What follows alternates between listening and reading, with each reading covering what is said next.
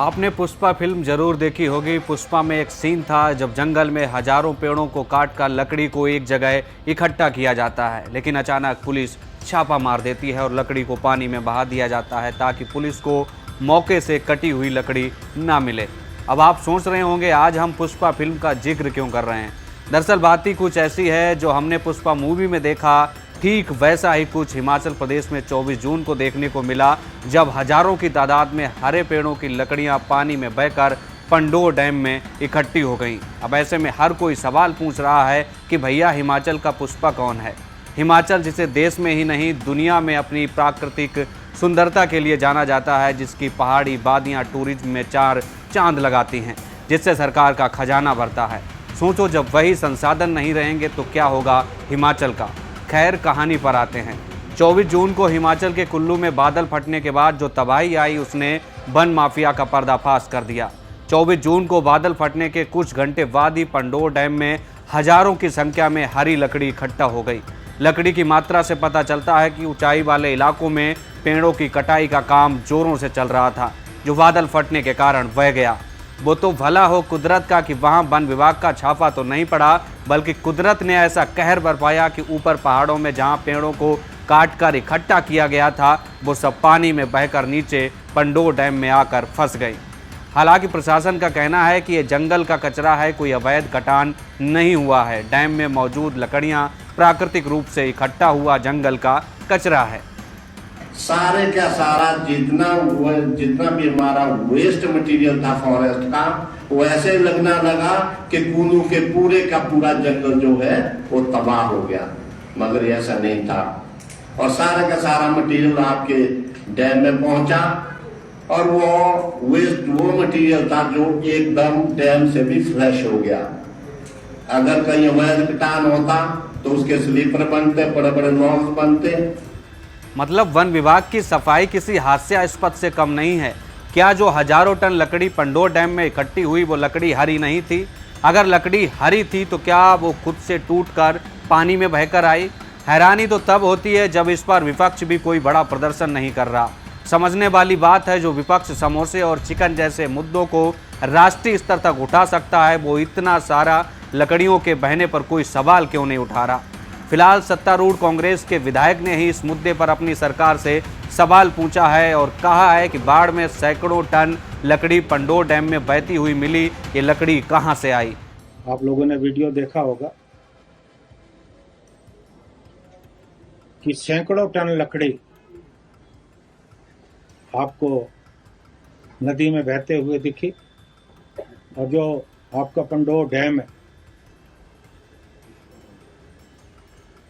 वहां नजर आई। 2023 में भी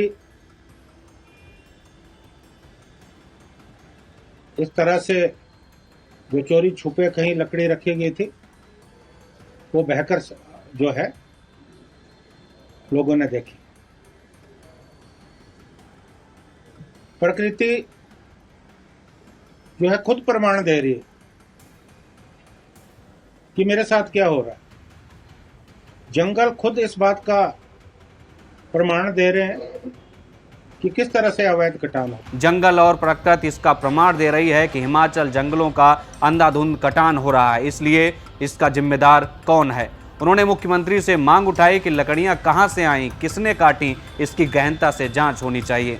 हालांकि पंडोर डैम में आई लकड़ियों की वजह से ये मुद्दा चर्चा में आया, लेकिन हिमाचल में एक दौर ऐसा भी था जब हिमाचल के तत्कालीन मुख्यमंत्री को अवैध पेड़ों की कटाई के चलते इस्तीफा देना पड़ा था। बात आज से करीब 40 साल पहले साल 1980 से 83 के बीच की है, जब वन माफियाओं का राजनीतिक गठजोड़ सामने आया था। बात इतनी बढ़ गई थी कि तत्कालीन मुख्यमंत्री स्वर्गीय ठाकुर रामलाल को इस्तीफा तक देना पड़ गया था और यहीं से हिमाचल के पूर्व मुख्यमंत्री स्वर्गीय वीरभद्र सिंह के कार्यकाल का सफर शुरू हुआ था। लेकिन 4 दशकों तक 6 बार मुख्यमंत्री रहने के बावजूद वीरभद्र सिंह सरकार वन माफियाओं पर नकेल कसने में कामयाब नहीं हो पाई थी। इतना ही नहीं, हिमाचल में पेड़ों की कटाई और तस्करी का मामला देश की राजधानी दिल्ली में यानी कि संसद भवन में भी गूंजा था।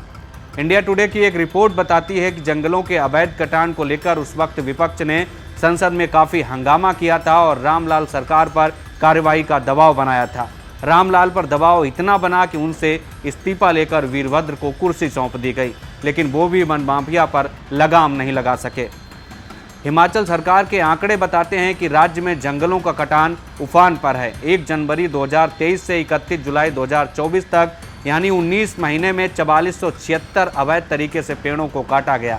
इस अवधि के दौरान पेड़ों की अवैध कटाई से संबंधित कुल 2123 केस दर्ज किए गए। इतना ही नहीं, अवैध रूप से काटे गए पेड़ों की लकड़ी का बाजार मूल्य करीब 11 करोड़ रुपए था। सबसे ज़्यादा अवैध पेड़ों की कटाई मंडी में 840 और कांगड़ा में 755, शिमला में 601 और सोलन जिले में 559 पेड़ काटे गए थे। मतलब सरकारी आंकड़े खुद इस बात की गवाही दे रहे हैं कि भैया राज्य में पेड़ों की अवैध कटाई धड़ल्ले से हो रही है। यही वजह है कि हिमाचल अपनी प्राकृतिक सुंदरता खोता जा रहा है। जगह जगह भूस्खलन हो रहा है, सड़कें जमींदोज हो रही हैं, पहाड़ जमीन पर आने को बेताब है, लेकिन सरकार सो रही है। दोस्तों, अगर ऐसे ही कोई पुष्पा पेड़ों की कटाई करता रहेगा और सरकार सफाई देती रहेगी कि ये सब अपने आप हो रहा है, तो वो दिन दूर नहीं जब पहाड़ी राज्य अपना वजूद खो देंगे। फिलहाल के लिए इतना ही। आप देखते रहिए पंजाब केसरी टीवी। नमस्कार। हमसे जुड़े रहने के लिए हमारे YouTube चैनल को सब्सक्राइब करें और नई वीडियो की नोटिफिकेशन के लिए बेल आइकॉन को दबाएं।